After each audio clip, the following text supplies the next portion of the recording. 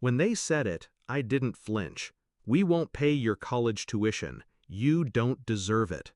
Their words cut through me like glass, but I kept my face still. Beside me, my twin sister smiled, almost smug. They'd just promised her full tuition, room, board, the whole package. For me, nothing.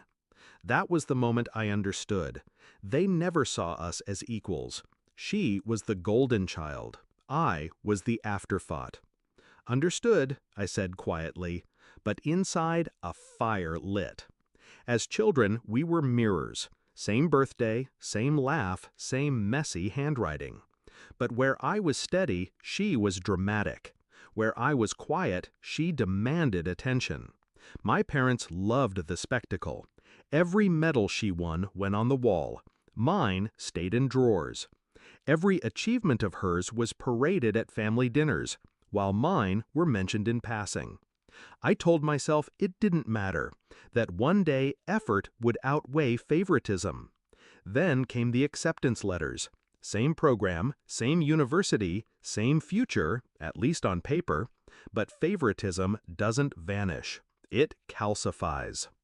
They sat us down, letters open on the table. My father's voice was calm, rehearsed. "We'll cover hers. Yours? No. You're on your own." No explanation, no apology, just dismissal. My sister didn't protest. She leaned back, basking in the glow of her unearned crown. That night, I lay awake staring at the ceiling, not grieving, calculating, because if they thought that was the end of my story, they hadn't been paying attention. I went anyway. Loans, scholarships, night shifts at the library, weekends in the anatomy lab, tutoring pre-meds for cash. I didn't ask them for a dime. And every time exhaustion clawed at me, I remembered their words. "You don't deserve it." 2 years passed. My GPA was higher than hers, my network wider. While she partied, I published. While she relied on them, I built myself. And quietly, I built something else too. Records, paper trails, receipts.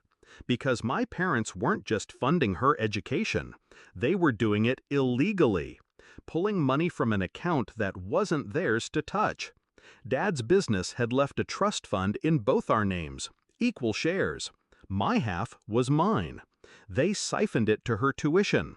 Every payment, every withdrawal, documented under their signatures. They thought I was too naive to notice. They forgot I was watching.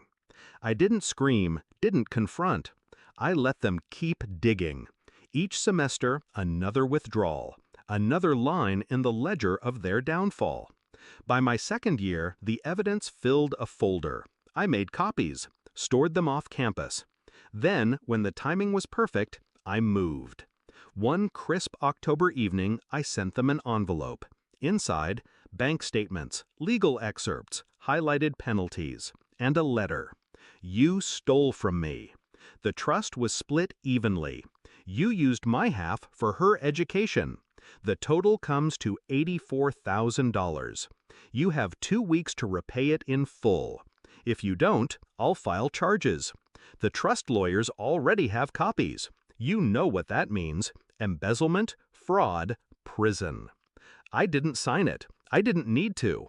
They knew whose voice was carved into every line. The phone calls started instantly. My mother sobbing, begging me to reconsider. My father furious, spitting words like ungrateful and traitor.